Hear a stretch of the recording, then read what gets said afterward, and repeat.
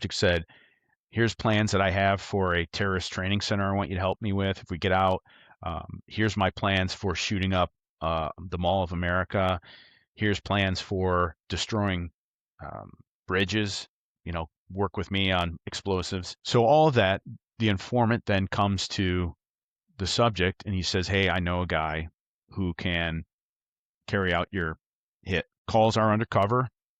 They say the magic words, uses key phrases, and all of that ended up with our subject getting 26 and a half years. You are listening to 5 a.m. podcast.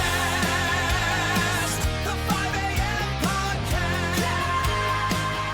Good morning, friends. Welcome back to the 5 a.m. podcast. I'm your host, Michael Clausen. Usually, when we talk about a calling, we're thinking of maybe pastoral work or perhaps community service. But today's guest followed a calling that took him from pastoring a Baptist church in Western New York directly to the front lines of the FBI. Eric Robinson spent 12 years in Christian ministry before transitioning into a 24-year career as an FBI special agent. He worked everything from counterterrorism and public corruption to crimes against children and gang units. He didn't just carry a badge, he was a SWAT operator, a firearms instructor, and a tactical expert who received 2 Attorney General awards for his work. Today, we're going to discuss the human side of the badge, that art of human intelligence, and how the lessons learned in the pastorate helped him navigate the grittiest parts of federal investigation.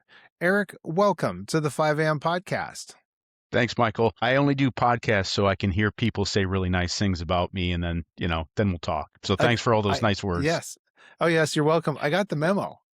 Yeah, it's good. It's good to have that gilding of the lily a bit, because we should be able to talk about accomplishments and things like that. So, Eric, we'll dive in with this question. Most people would see ministry and that 3-letter agency, the FBI, as a show on TV. Well, both actually shows on TV, but also at the opposite ends of the spectrum. What was that internal spark that really convinced you that your path to service needed to include a gun and a badge and maybe a Bible once in a while? Yeah.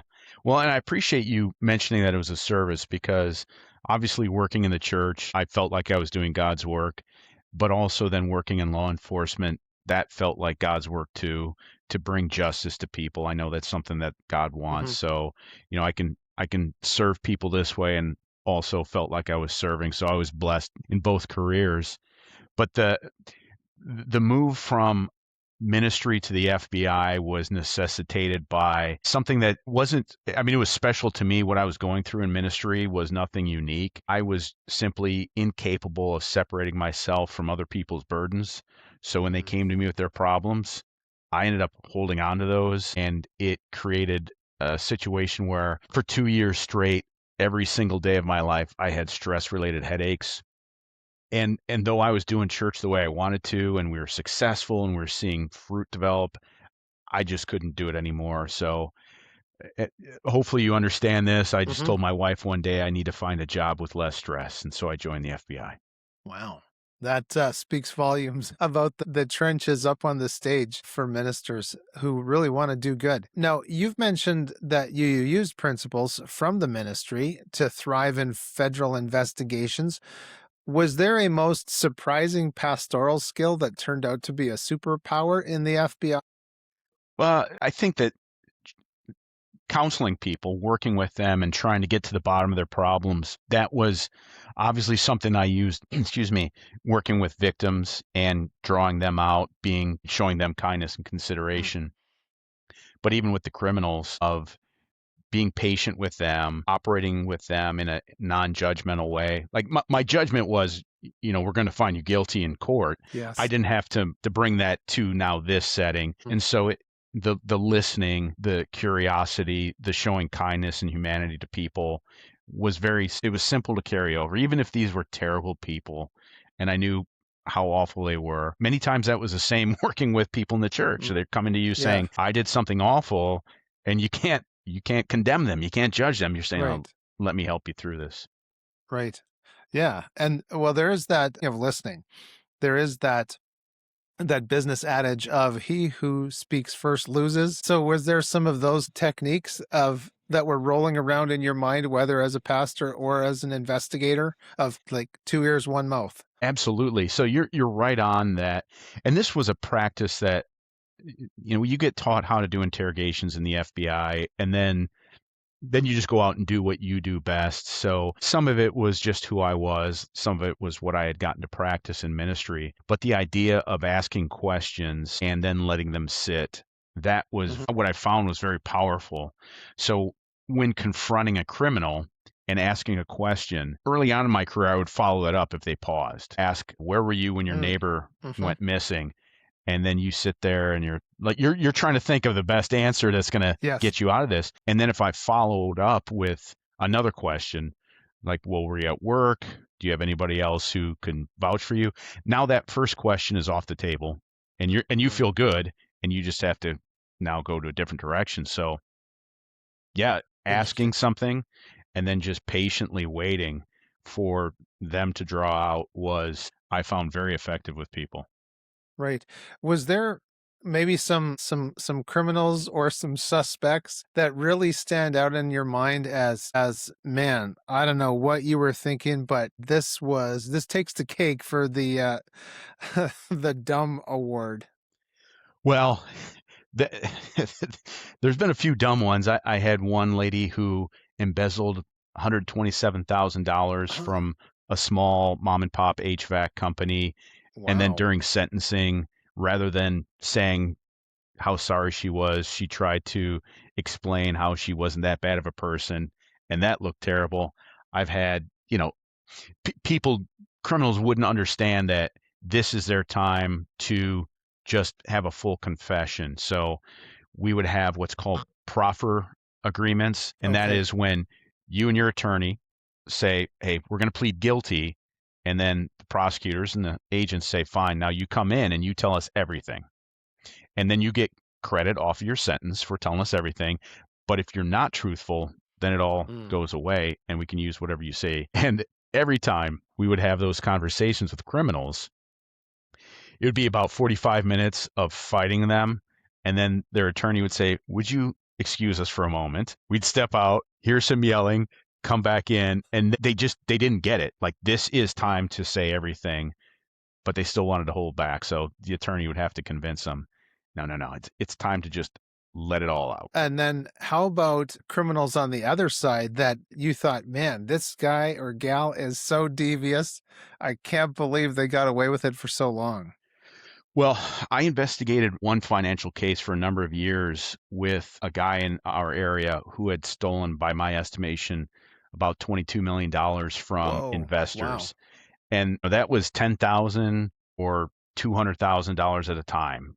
And he had very legitimate companies that were startups, and he had real products. People invested for those to Hmm. get built out. And yet every time he just spent the money on himself.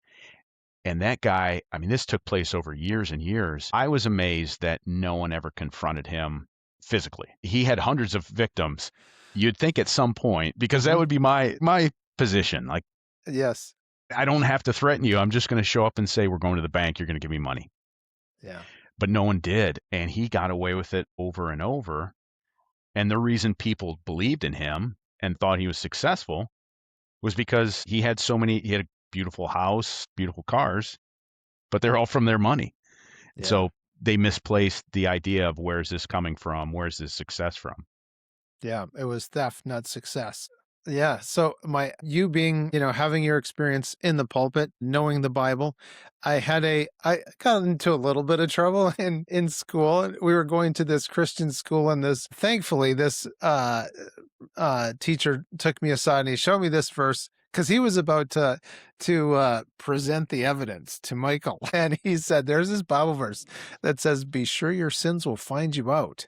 And I was like, "Oh, that's in there," and it was. I read it for myself, and anyway, we carried on with our conversation. But was there some times where you were investigating something and it was like this divine light just or intervention just shone on something and you were like, wow, that is, how did I even see that?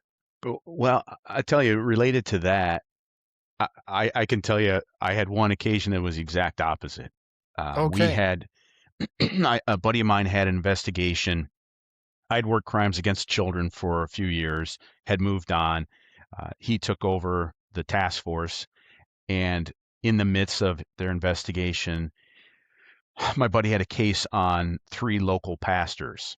Oh, wow. And the one pastor had fostered a 15-year-old girl from his church and then had pimped her out, had Wow. prostituted her to these other pastors. Oh. And Hmm. so, presumably, because I had that experience, I was tapped to be one of the interrogators for one of the pastors. And I spent my time, I'm going through evidence, I'm getting ready, but I had a very literal come to Jesus message for him. And I had Bible verses of Okay. like, confessing your sins, being right with God. Your sin will find you out. And I started the interrogation with him, and he said, respectfully, I'll talk to you, but I don't want you to bring Jesus into this. And it Mm. it really highlighted how this man's life was bifurcated and separated in this was the man who preached, this is the man Okay. who sins. And we're going to talk about the man who sins. The man who preaches isn't the one who was assaulting a teenage girl. So did that guy end up having some schizophrenia or some mental disorders, or it was just his proclivities was what he did Yeah. Monday through Friday, and the pulpit was Sundays? Well, and so he was different. I'm going to assume some things, but from my experience, he was different from like a pedophile by label, in that I think his lust just took over when an opportunity presented. He wasn't the one out there Mm. looking for it. The pastor who had pimped this girl was trying to get into good graces and get into power in the community with these pastors who had more significant churches. And this guy just said, Mm. "Yeah, that sounds great. Nobody will know." He eventually made some confessions to me, again, to the evidence. Yeah. And what's crazy is that when it came time for trial, he tried to fight it. He was offered, I Wow. think, 12 and a half years. And his attorney said, laughed and said, "Yeah, we'll take our chances." And he ended up getting a life sentence, which is very rare. Well, that would, I think, don't they title them chomos or something? I am sure he's not having a good time. Yeah. Yeah, that's painful. So in the world of this of human intelligence, and I'm sure part of this for you was also recruiting informants. Yep. How did you build a bridge of trust with someone who operates in the darkness and the I think back to my Chicago apartment as a young guy of the turn the lights on and the cockroaches go scurrying, and so these people are operating in the underbelly of society. Is there a psychological commonality maybe between those ministers you were talking about and these people that you eventually were able to turn into informants? So there's different kinds of informants. And when I worked drugs and gangs, many times these informants were ones who we had charges hanging over, or Ah. they're working off time for a family member. And and Oh, many of them, okay. they were very helpful and good natured. And then there's intelligence informants that I had, and these were men and women, and they often work the best. They're just good citizens. They're like if I Mm. came to you and I said, "Hey, Oh. Michael, I know you've got good placement with this person we'd like to look at." And then I Mm. try to assess your reliability. And many of these men and women were people who came from often from other countries and now felt a devotion to the United States. And when approached, they were like, "Yeah, I feel obligated. I want to help out how I can." And then there was always a little bit of excitement in it too, of getting to do some fun things. Right. Yeah, I'm sure. I'll just let the cat out of the bag. If one of my siblings was in jail and you came over and said, "Hey, we want some info, lighten a sentence," I'd be like, "Shut up and take my money, man. Let's do it." Yeah. I Well, get it. but also it's tough because, then we're sending you in to do some things where you have to Mm. trust me that I'm going to look out for your safety as much as I can Mm. and not put you in a place that, is over your head too. Yeah, right. So, is there, getting back to that psychological commonality between that congregant looking for guidance and would there be an informant maybe looking for a way out? There can be. I found more of a commonality in a sense with the congregants and the criminals, Uh, where okay. the people in my church would come to me and say, "Hey, pastor, I've done something bad and I want to change," or "I'm having a difficulty and I want to do better. Whereas the criminals would say, I found something bad Hmm. and I'm all in. Right. And so that turning or the repentance was the difference between this people who are trying to live a good life and the people who saw no wrong in it. Like they could, they both started that path, and this one said, I don't like this path. Let me turn around. And this one said, nope, this is great. Let me go all in on Wow. this. Doubling down. Yeah. So we see a lot of FBI three-letter agency type stuff on whether it's network or streaming services. Have you ever seen a show that you were like, wow, that's pretty bang on? The one show, and it wasn't FBI, but the one show I thought was very accurate was The Wire. Much of like the first season and then the following ones getting into the investigations with the gangs, like spot on use of informants, of trying to flip people, the phone taps, things like that. Mm. I remember early on in my career learning quite a bit about drug language, getting a glossary of like Okay. having to decipher what we're hearing as we're listening into conversations. Back then I knew the price of crack and cocaine and marijuana. Like I had it all down. And I was always proud of myself when I could take that street lingo and then in parentheses, meaning a pound of marijuana, like, yeah, Yeah. I solved it. Right. Yeah. And then how about some of those other stories that we might see online of criminals actually preying on other criminals or drug rings? Would you see stuff like that? Yeah, we would see that sometimes. When I was in Chicago, and this is 20 years ago, and we'd see a lot of the gang violence where it had a lot to do with identity and Mm. territory. The groups are looking to find a purpose in joining a gang, but also a lot of it was having a financial advantage because they were disadvantaged and fighting for that area where one would encroach on another, or Hmm. retribution where someone was harmed from this group and then, they're fighting back from the other Right. group. So there was a lot of animus in between the gangs, in the higher level drug dealers, the ones who Mm. sold to the gang members. So they would get kilograms, multi kilograms of cocaine and then sell it to a brick or a half a brick to a gang member.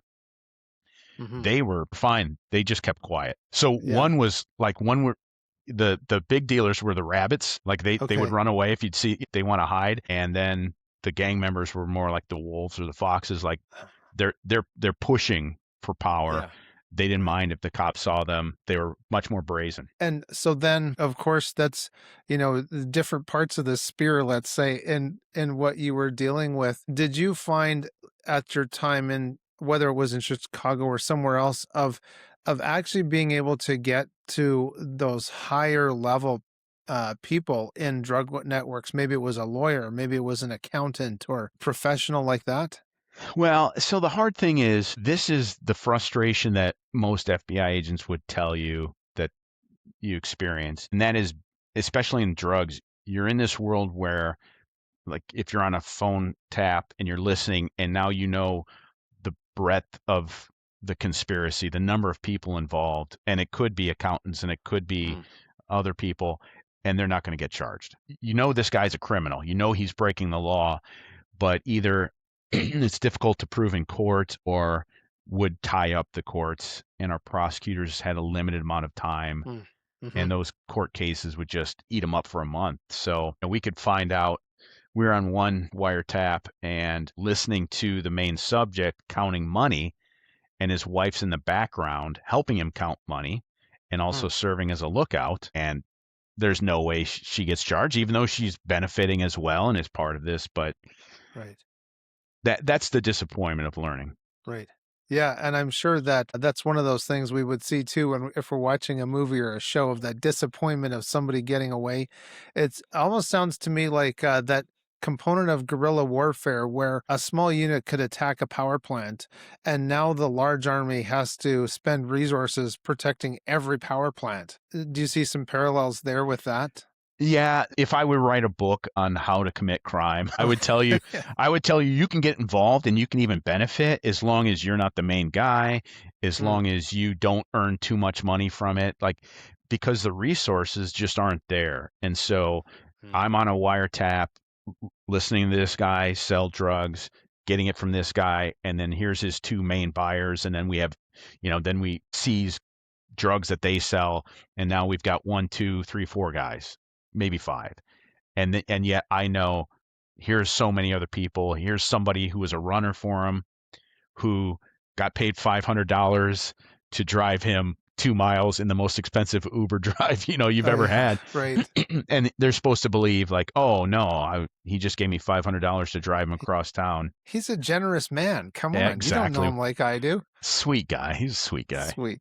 Totally. So you've worked the gamut, really, cases involving the teen prostitute, like we talked about, and of course the gang members, but also terrorism, I guess, within the border of the nation. How did you maintain that human and spiritual side when your daily reality seemed so dark as a result of other human beings?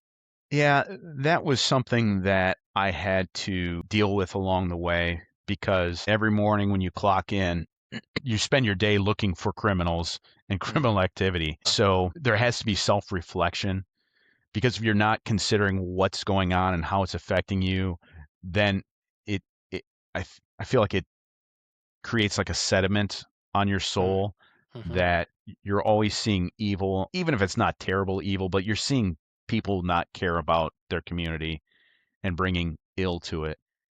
And so you have to reflect and go, no, that's not true. I know that there's good people.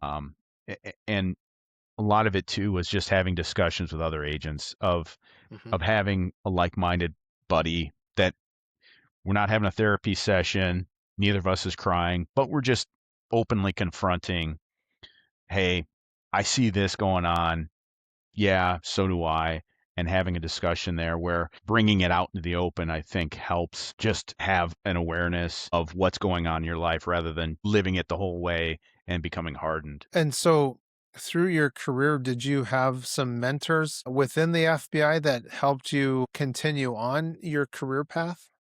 Well, you start out as a probationary agent and you're supposed to have a training agent. And when I got thrown onto a drug squad, I there were the majority of the squad were new agents, and so we just learned from each other and Mm, circumstances. So it's just finding people and having your eyes open to what they're doing.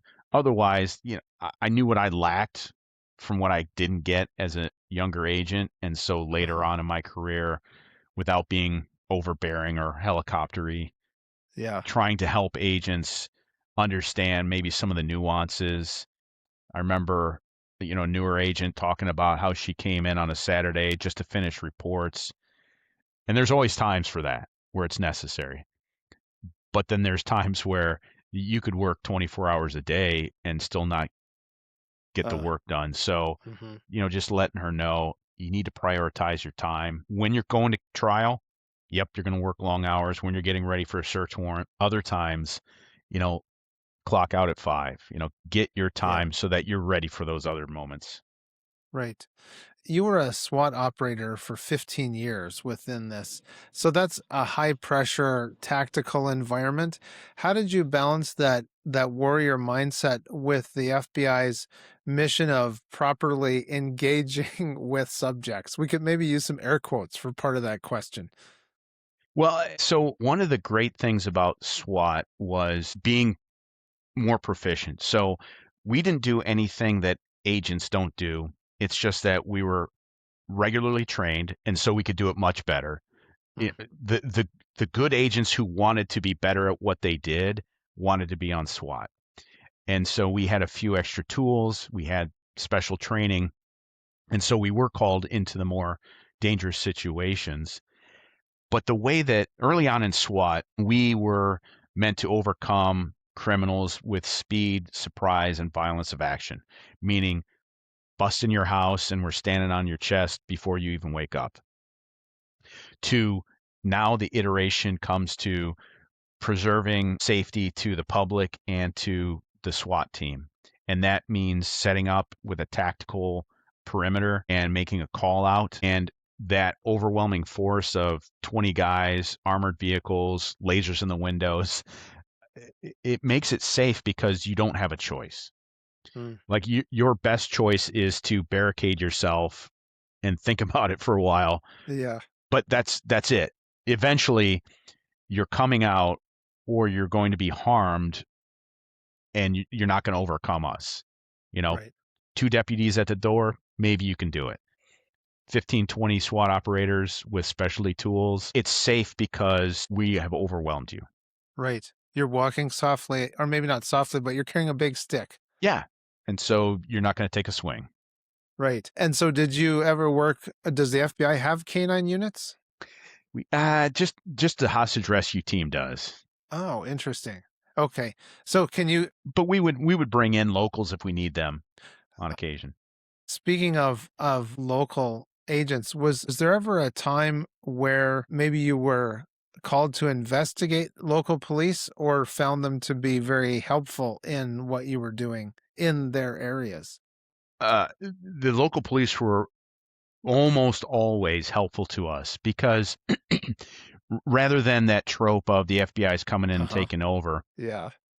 these guys just want to see the bad guys get taken down just like we do. And so usually like agent to operator or officer level, we're working this out of like, you know, the cop will say, look, you're going to have a better hit with federal case, so Mhm. here's my information, or what can we do? And other times we'd go to them to say, hey man, we can't charge them federally or our prosecutors are going to decline. Let's do this stateside.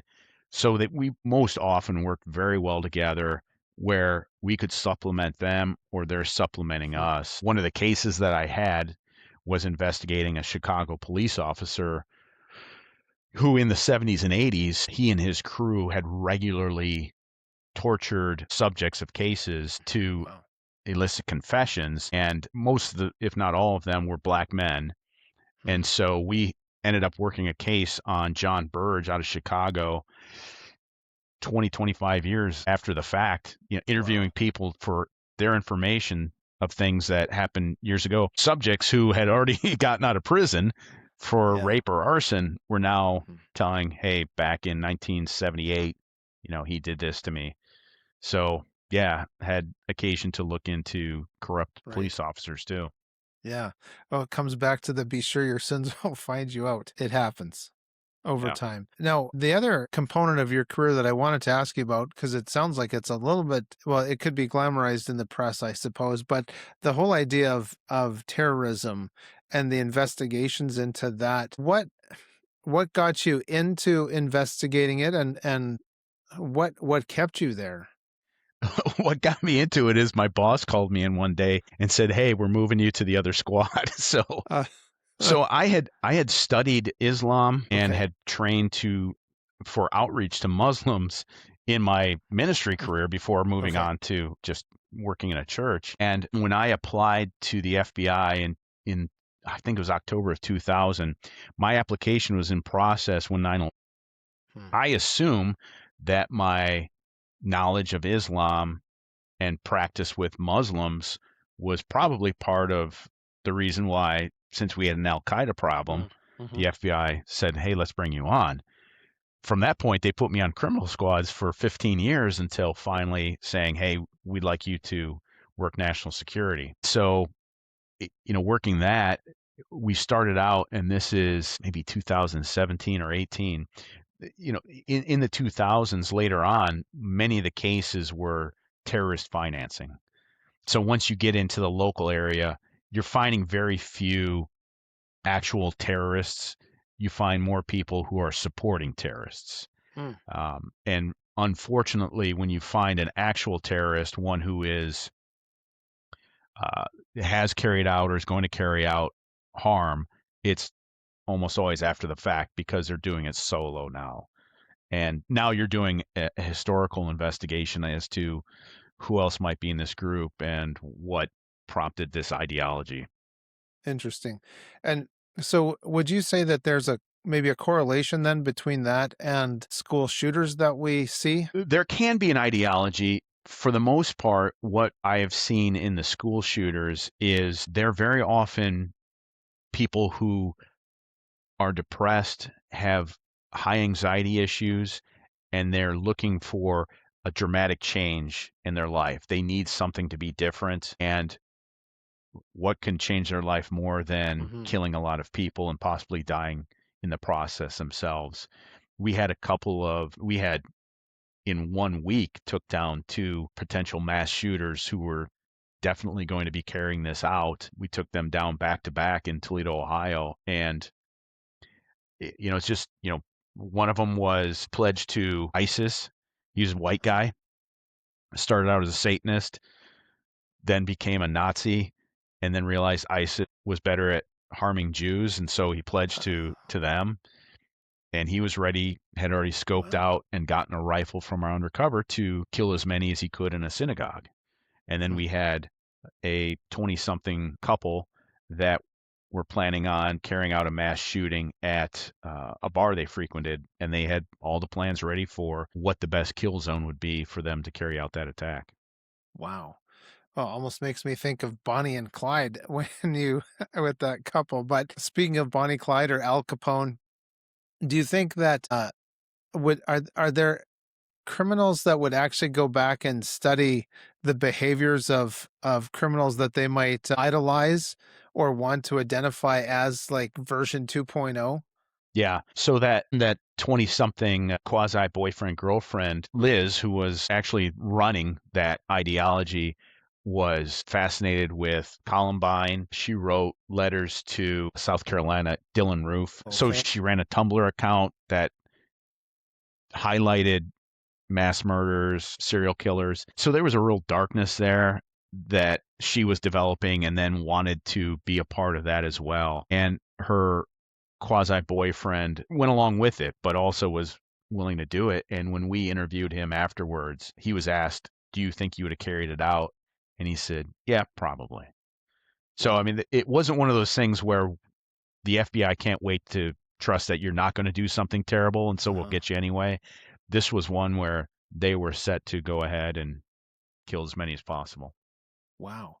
And ladies and gentlemen, we're talking with Eric Robinson, having a great conversation about his transition from pastoral ministry to a successful career in the FBI. And we have a comment section. We'd love to hear from you. Fill us in, maybe on maybe not your dirty deeds or anything like that, but just some comments that you have based on this.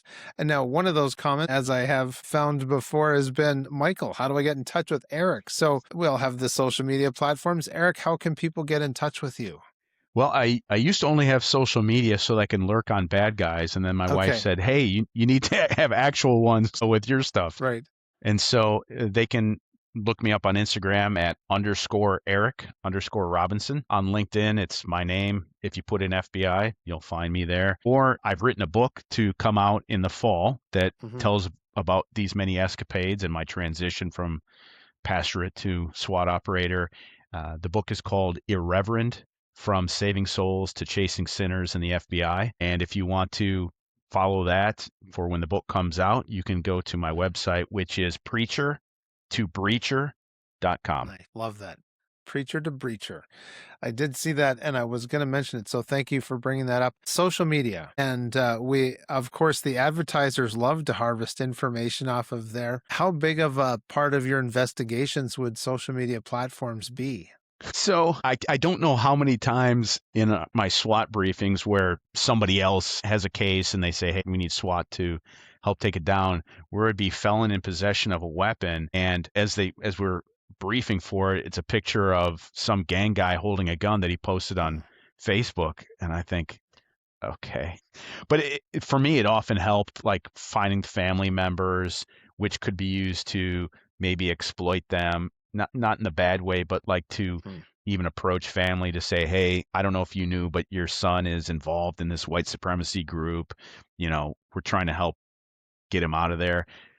So social media is very often something that we would go to, and we would have analysts and support operation Hmm. technicians like reviewing what people are saying on Twitter or whatnot. Right. And so part of social media is a demonstration of the seven deadly sins. In Yes. some cases, was there maybe an investigation that you could talk about where one or more of those seven deadly sins just led to somebody's downfall and capture? Well, I tell you one where, if my former analyst hears this podcast, he's going to start twitching because we had a case on a Black Lives Matter activist who the case began because he had threatened a member of my church, and Okay. unwarranted, out of the blue, and that prompted an investigation into a Black Lives Matter activist in the Toledo area by the name of Sir Major Page, which was a made up name that he had.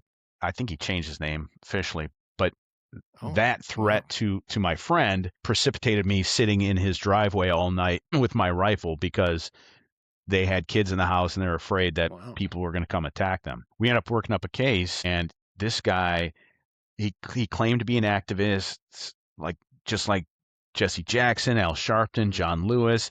He had all these names, Benjamin Crump. They're like, oh, they've all trained me.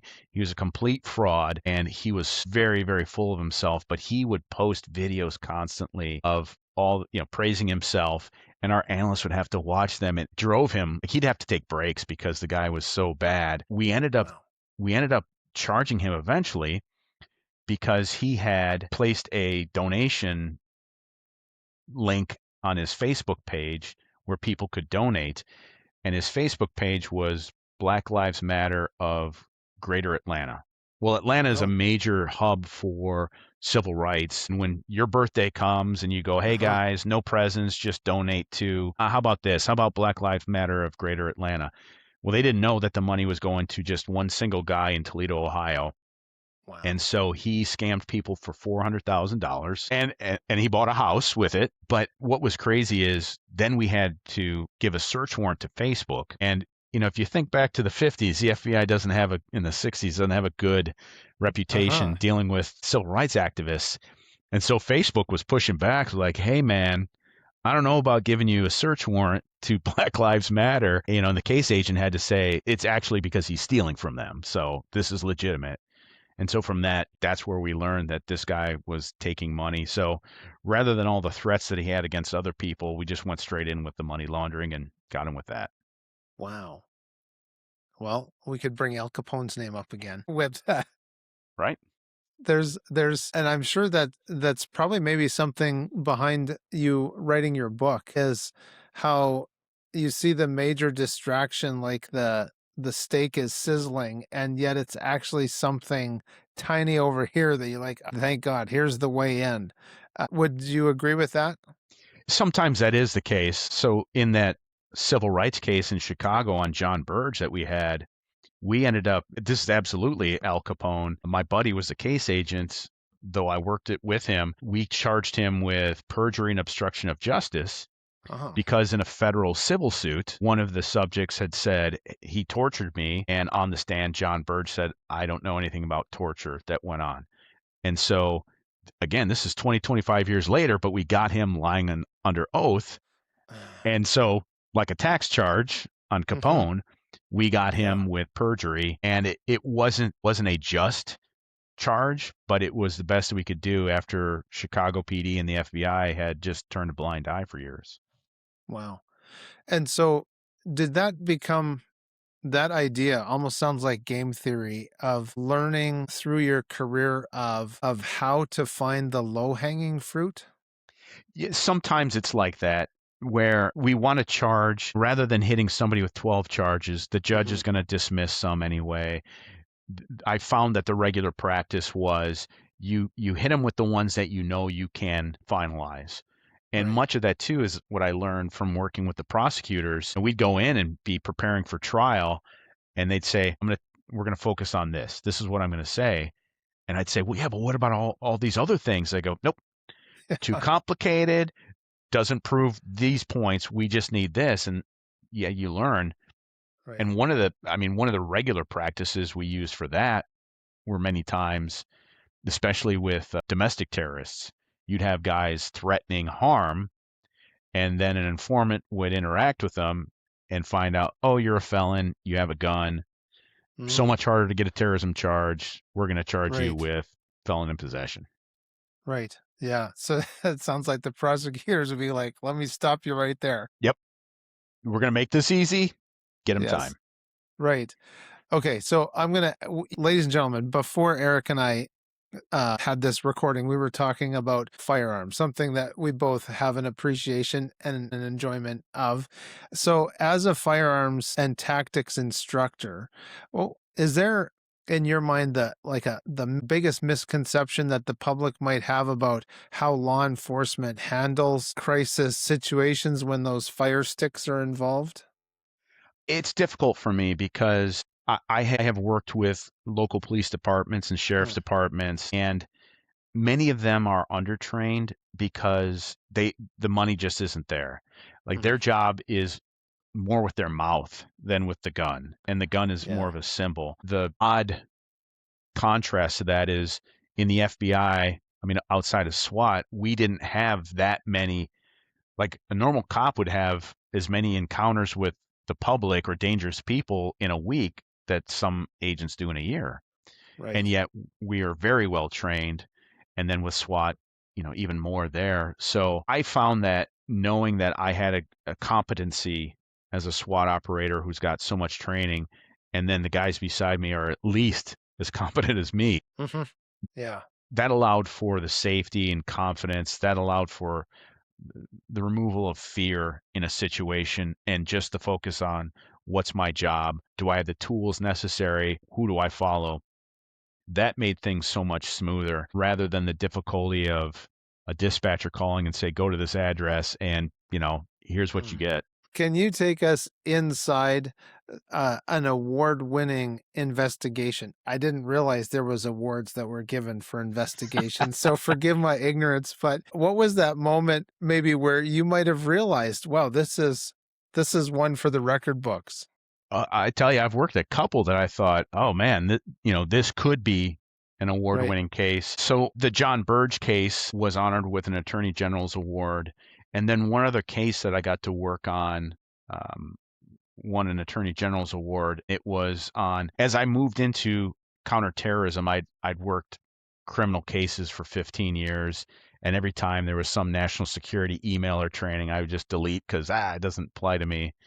Hmm. And then I moved to a new squad and I'm asking new agents questions because I didn't know this now. It's a very different operation. And so as I moved to a new squad and I'm working a new kind of case, my first case was one that was adopted from a buddy of mine. So he had worked up charges on three Indians who had come to America and they had been maxing out credit cards and then sending money to Anwar al-Awlaki, who was the spokesperson for Al Qaeda at the time. So you can't fund a terrorist, that's terrorist funding. So Sean got charges on him, did a great job, and now the three of them were in jail waiting trial. While in trial, one of the subjects, Yahya Farouk Muhammad, told another jailmate, "Hey, I want to kill my judge," Oh, because he thought if I kill my judge, I'll get a different judge, and that one will be more lenient. And now since I'm all in, I'm gonna go out and kill people. Well, that jailmate came to us, said, "Hey, this guy said he wants to kill people." I didn't really trust him because I'd had jailhouse informants, mm, and sometimes they just want to have fun and play around. huh. And that was my experience. But Sean said, "Nope, let's trust this guy." So we put a recorder on him and we sent him back in, which is very difficult. It's a lot of hoops to jump through.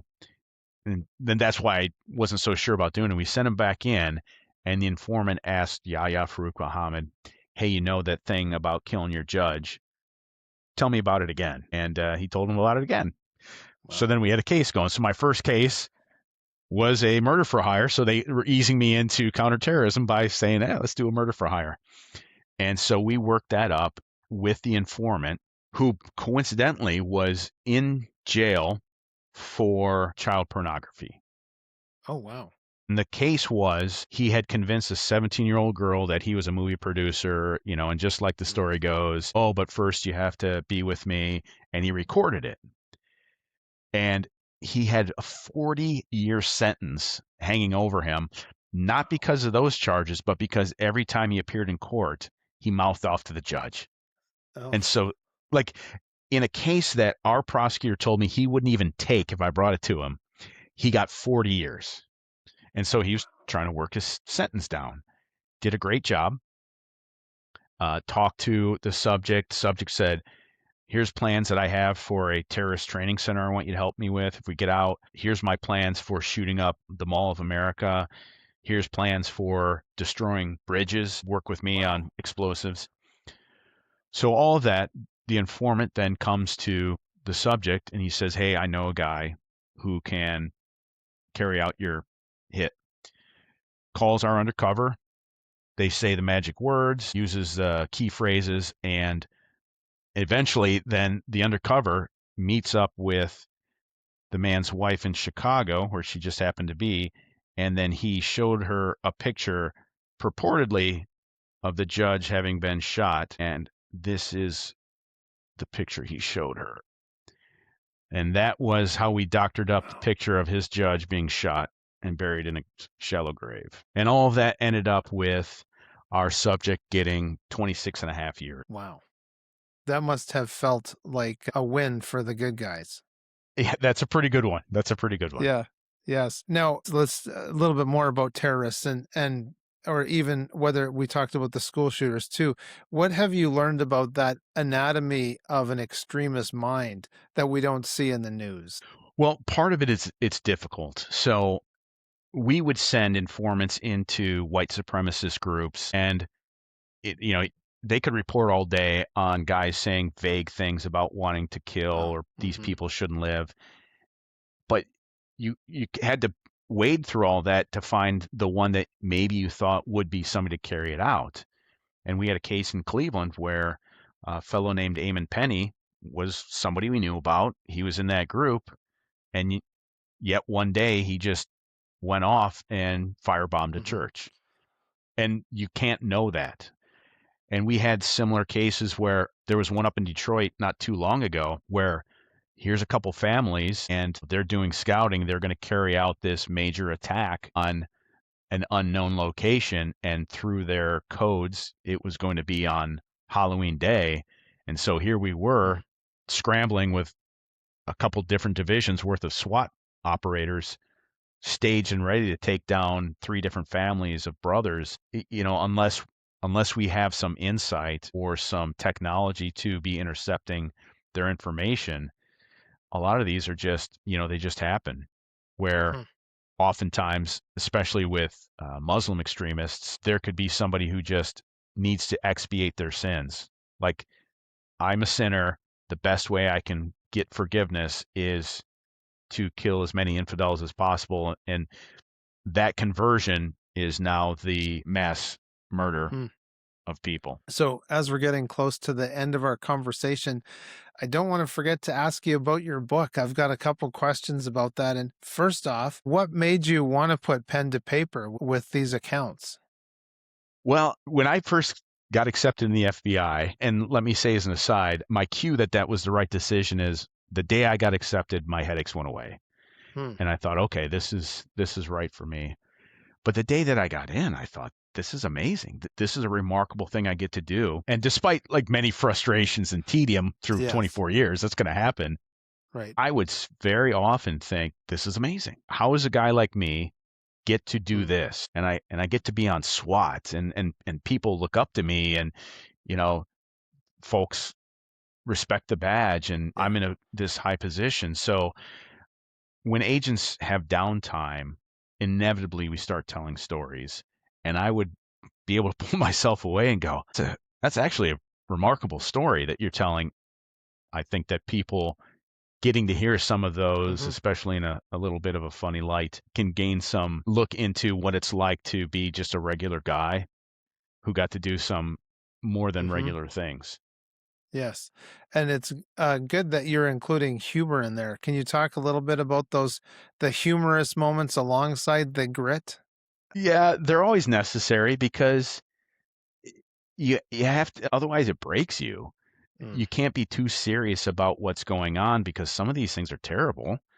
And so there's always dark humor. One time that, I'll cut the story down too briefly, but one time that I used dark humor was I was working with the IRS to help them out on a case where these people had defrauded a man. They mocked up a will. They probably killed him, but Oh, wow. they definitely were getting $2 million from his estate. And the IRS came to me and said, "Hey, we didn't pick up his ashes in the first search warrant, and we know that the defense is going to say he loved us, we loved him, and we Mm. want to show that they put him in a literal Chinese takeout box. So that's that Whoa. doesn't show respect. So can you help Yeah. us get back in? So we got back in, we recovered the ashes, but I knew the prosecutors were going to be checking in because it was a pretty high profile case. So to prepare at home, I had taken an Amazon box. I had gone to my fireplace and I'd filled it with ashes. And when they showed up to see how things were going, I stepped out of the garage and I'd cut a hole in the corner of the box and I held it over my head. I said, "Guys, I found him." Presumably the remains of the poor victim were all over the driveway and they just went white. Oh, wow. The stagecraft. That's impressive. I love There you that. go. There you go. Yeah, the stagecraft. Okay, so someone might be listening to this who feels stuck and they've got the stress headaches. Mm. And they're like, man, I am 8 to 10 years in. This is like a prison sentence that they just send me some money for every 2 weeks. So they're listening. They feel stuck in their career, maybe much like you had felt before joining the Bureau. What's your advice for navigating a massive, not necessarily midlife, but certainly mid career or early career transition? Yeah, I think mine was unique because, it feels more like a calling. Hmm. I thought that this was going to be what I do. I was in my early 30s. I'm going to do this for 50 years. Like you can preach in your 80s. Yeah, right. And and we were seeing results. People were coming to Christ. I was doing ministry the way that I knew this should be done. And so because of that, I held on for a long time. And I think, of course, there was a fear as well. Like, how do I step away from the one thing that I know, especially into something I don't know what the FBI Hmm. does. I just know Yeah, it's cool. And so there was a fear there. And in retrospect, I see that myself, and I think many people overestimate the negative consequences of a wrong decision. I was afraid stepping away from ministry might be the wrong decision.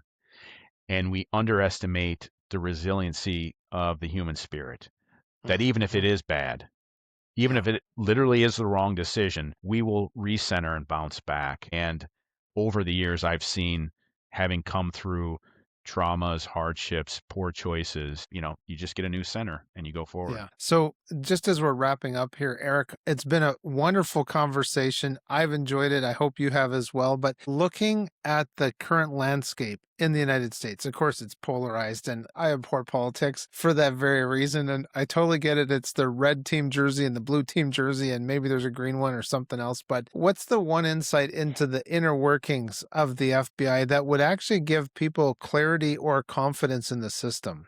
Yeah. So my buddies that I still talk to who are working in the FBI have often said, make sure people know this. And I've said it Mm, many times. There are two FBIs. So whether you're on the red team or the blue team and you're complaining about the FBI for this reason or that reason, that's yeah. DC. That's Washington, DC. Those are career men and women who are looking to get ahead, who are sycophants. Mm, 99.5% of the FBI are just the folks that you are on your kid's soccer team, you go to church with, and they want to do what's right. The last thing they want is a phone call from a 202 area code getting involved in their uh, cases. They just want to do the right things. And the great majority of the FBI is competent, good people looking to do what's right. So if you fear, and not that you're going to have faith in the FBI, but if you start to lose faith that these men and women are going to do what's right, mhm. the vast majority are seeking to do what's good. It's good. Thank you for that. Eric, it's been an incredible and delightful look, entertaining even, of looking behind the curtain of the Bureau. And I just want to thank you so much for joining me today for this episode of the 5 a.m. podcast. Absolutely. Thanks, Michael. Yeah, it's been great. And certainly our conversations, it's a reminder that no matter what field we're in, it really comes down to the human connection and the strength of our character. So thank you, Eric. And friends, Eric is about to release his memoir shortly. And if the stories you've heard today are any indication, you're going to want to be first in line to read his book. So to keep up with Eric's latest content, his insights on current events and updates on his book launch, you can follow him on Instagram. We'll have that link for you. We'll have the LinkedIn and his website as well. So ladies and gentlemen, please share this with some friends. Remember that when we seize our day, we seize our future. Please get out and enjoy those beautiful sunrises and sunsets and all those wonderful adventures in between. I'm Michael Clausen. I'll see you on the next 5 a.m. podcast. Thanks for watching the show. Just a reminder that you can get all of our resources, other episodes, and read our blog posts at 5ampodcast.com.